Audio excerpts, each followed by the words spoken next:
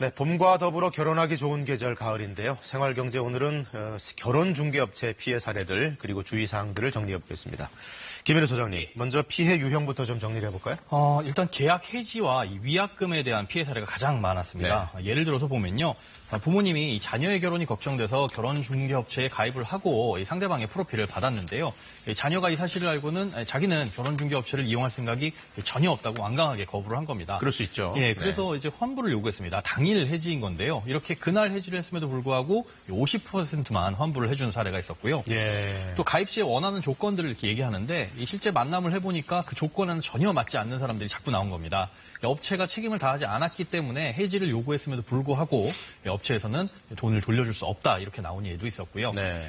또 다른 사례를 보면 이 회원 가입비 1,225만 원을 냈는데 업체에서는 하나의 계약서에는 만남 횟수 2회, 또 하나의 계약서는 만남 횟수 무제한 이렇게 두 개의 계약서를 작성한 겁니다. 만남 횟수 2회라고 적힌 곳에는 1,000만 원 넘는 돈이 써 있었고요. 무제한은 130만 원 정도가 써 있었는데요. 두 번 만남 후에 해지를 해달라고 요청을 했더니 이 2회 만남이 적힌 1,000만 원짜리 계약서를 보여주면서 네. 두 번 만남이 다 이루어졌으니까 계약을 다 이행한 거다. 그러니까 자기네들은 책임이 없고 환불할 돈도 전혀 없다. 이렇게 나온 사례도 있었습니다. 거의 뭐 강도 수준의 사례들이 네, 많은데요. 이 뭐 환불 기준 같은 건 없는 겁니다. 소비자 분쟁 해결 기준에 따라서 환불을 요구할 수는 있습니다. 이 업체의 문제로 먼저 해지를 요구했을 경우에는요. 한 번도 만난 적이 없다면 이 가입비뿐만 아니라 여기에 20%의 이 배상도 요청을 할 수가 있습니다. 네. 그런데 만남 도중에 해지를 했다면 이 가입비의 총 횟수 대비 남은 횟수를 계산해서 여기에 또 가입비의 20% 이렇게 더해서 받을 수가 있거든요. 예를 들어 가입비가 200만 원인데 10번 중 9번이 남았다면 220만 원을 돌려받을 수 있는 겁니다. 그런데 중간에 이 소비자가 그냥 변심으로 계약을 일방적으로 해지하는 경우도 있죠. 이런 네. 경우에는 누굴 만나기 전에는 80%만 돌려받을 수 있고요. 또 한 번 만남 이후에는 마찬가지로 가입비의 이 총 횟수 대비 남은 횟수를 계산해서 돌려받는데요.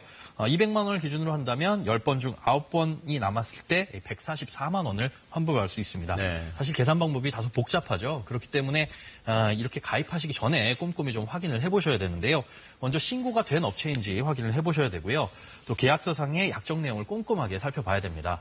또 만남 시 조건들이 이루어지는데 이게 실제 계약 내용과 다르지 않은지 한번 확인을 해봐야 되고요. 또 관례라면서 두 개의 계약서를 작성할 경우에는 이건 절대 응하시면 안 됩니다. 네. 또 횟수제인지 혹은 기간제인지도 확인을 하시고 이 횟수제일 경우에는 중간에 환불을 요구했을 때 이 환불에 대한 금액 산정이 서비스 횟수를 합한 금액인지 아닌지 이런 부분들도 꼼꼼하게 따져 물어야지 피해를 줄일 수가 있겠습니다. 알겠습니다. 다음 소식 한번 알아보죠. 예. 금연구역 내에서의 흡연 집중 단속이 시작된다고요? 네, 그렇습니다. 이번 주부터 11월 15일까지 두 달 동안 이 금연구역 내 흡연 행위를 집중적으로 단속합니다.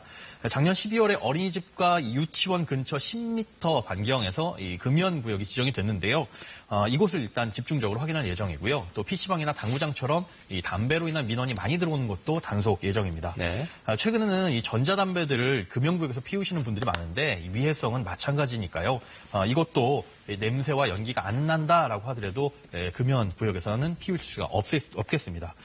또 금연구역에서는 피우지 않고 담배를 들고 있는 것만으로도 과태료가 부과되니까요. 아예 금연구역에서는 담배를 꺼내지 않는 게 좋을 것 같습니다. 뭐 이참에 그냥 끊으시는 것도 좋을 것 같고요. 네. 네, 오늘 말씀 고맙습니다. 네, 고맙습니다.